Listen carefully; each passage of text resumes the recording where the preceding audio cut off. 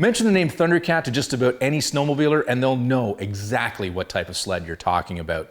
And that's because the Thundercat was one of those sleds that defined the muscle sled era. Now, it doesn't matter if you were an Arctic Cat fan or a hypersled rider, you knew the name Thundercat represented speed and power. And this version is no different.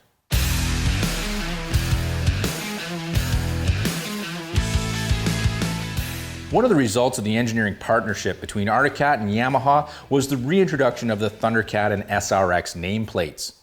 These models were meant to recapture the lake racer market with power and handling we only dreamed of back in the day.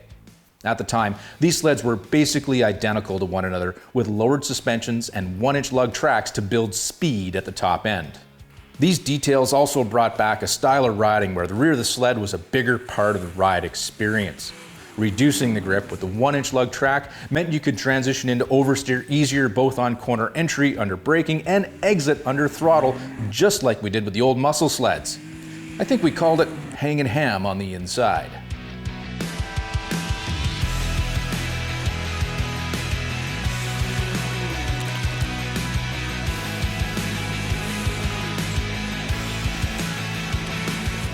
Of course, these new machines did this much better thanks to modern suspensions and turbo 4-stroke power, making somewhere in the neighborhood of 200 buff horsepower at sea level.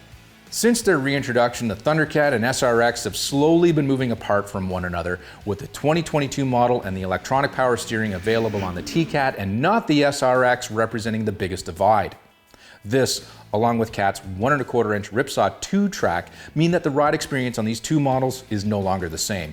But that's not a bad thing.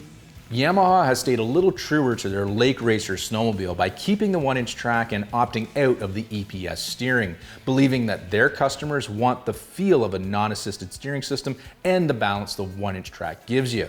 I can't argue with their logic, and I believe they might be right for their buyers. Arctic Cat, on the other hand, knowing what their customers want, has included EPS and a deeper lug track, and I can't argue with these choices either, because what they have done is create one of the best handling Arctic Cat snowmobiles we have ever ridden. Let's start with the front end that brings back the ARS2 suspension and the new electronic power steering.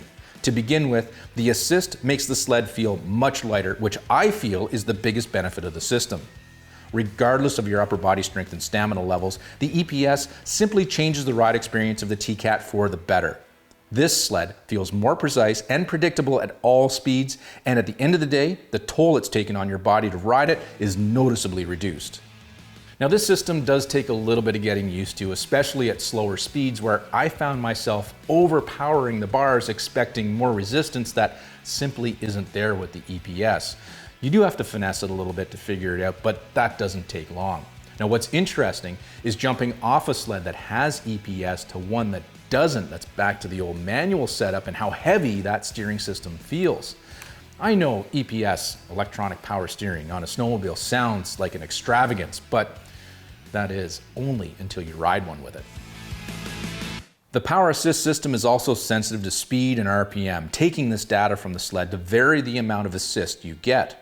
As speeds increase, power is reduced to prevent the bars from going numb in your hands, keeping the feedback you need in the bars to feel the amount of front-end grip you have on the trail surface. Another benefit is the kickback prevention engineered into the system, which for me isn't as important as the assist part, but will definitely help prevent the bars from being ripped out of your hands unexpectedly. All in all, I can see the popularity of EPS growing with other models in the future, and I'm looking forward to the opportunity to increase front ski grip with more aggressive setups without making the steering effort go way up. With all the new tech on the T-Cat, there's a couple of things that probably should have been updated that weren't. First, the chassis and bodywork is getting a little dated, along with a gauge package that has been left behind like a Casio calculator watch. The next piece of the current T-Cat puzzle is the rear track with a 1.25-inch lug height. This is the other major difference between this machine and the SRX and needs to be addressed because of how it changes the ride experience of the Thundercat.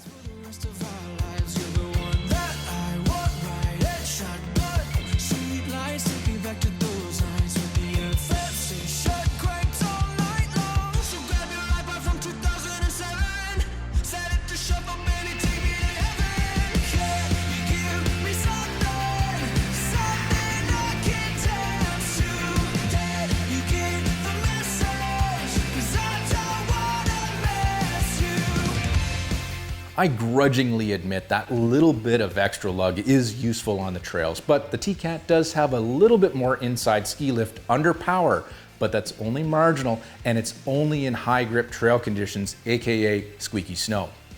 Overall, the Thundercat is still a very balanced snowmobile, and with the addition of EPS, this thing feels faster than the SRX, and really, it is the fastest thing out of Thief River Falls this year. No doubt this is a fun trail machine and trail machine only. If you're thinking about ditch banging, the lowered suspension is not going to be your friend. And don't think about riding in deep snow either. The T-Cat will go down faster than your bank account did when you bought it. The Thundercat was and still is a muscle sled, capable of high mile days on the trail and then to absolutely rip across the lake at the end of the day for bragging rights. If this is your goal as a snowmobiler and you understand this hyper sled class, the 2022 Thundercat is one of the best in the business.